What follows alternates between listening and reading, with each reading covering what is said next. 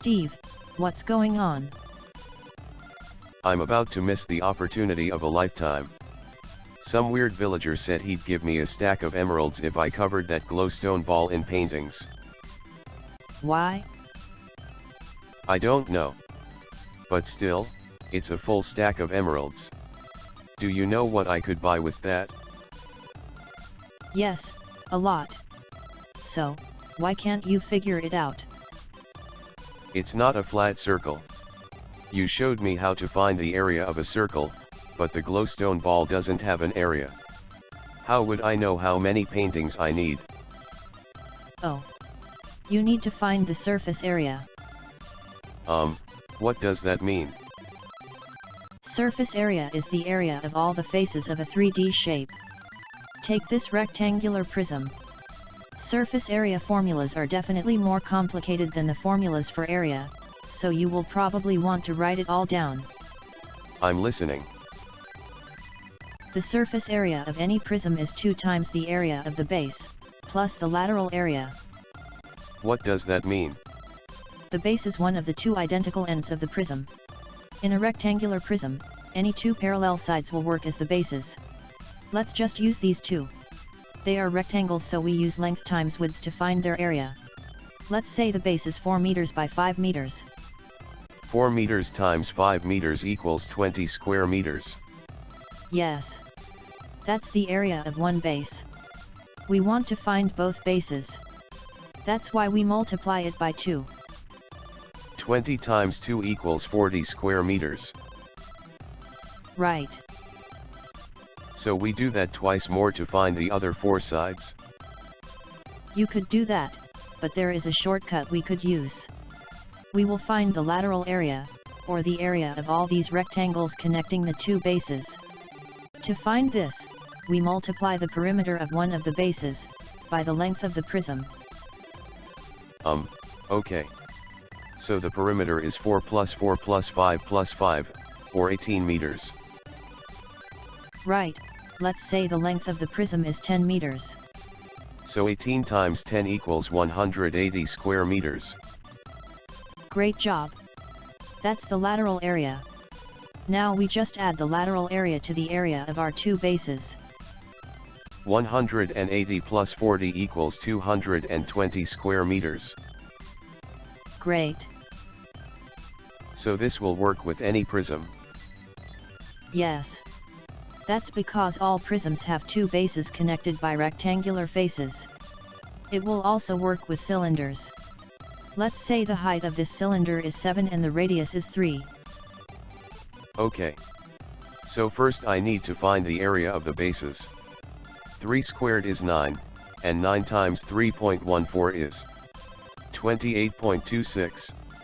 28.26 times 2 is 56.52. Now I just need to multiply the perimeter by the height? Wait. Alex, how do you find the perimeter of a circle?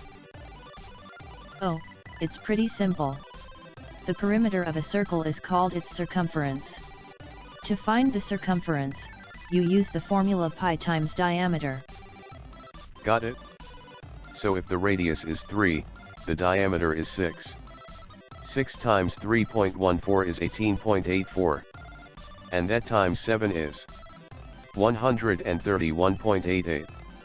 And 56.52 plus 131.88 equals 188.4.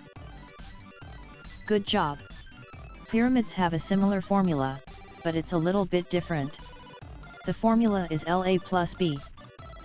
Lateral area plus base? Yes. The base is the same, you find the area, but you don't need to multiply it by 2. The main difference is finding the lateral area. The lateral area is 2 times length of the base times slant height for a square pyramid. Slant height? Yes. Take a look at this pyramid. The height is the distance from the base to this top point. But the slant height is the height of one of the lateral faces. How do you find that? You use the Pythagorean theorem. Let's say the base of this square pyramid is 6 meters long. We need half of the base, as you can see here, so 3 meters. The height is 4 meters, so 3 squared plus 4 squared is 9 plus 16, or 25. The square root of 25 is 5 meters. Oh, okay. So, 2 times 6 times 5, or 60 square meters. That's the lateral area. Then, we find the area of the base, 6 times 6 equals 36 square meters. Then I find the total surface area, which is 60 plus 36, or 96 square meters. Good job. Just keep in mind that it may be different for other kinds of pyramids.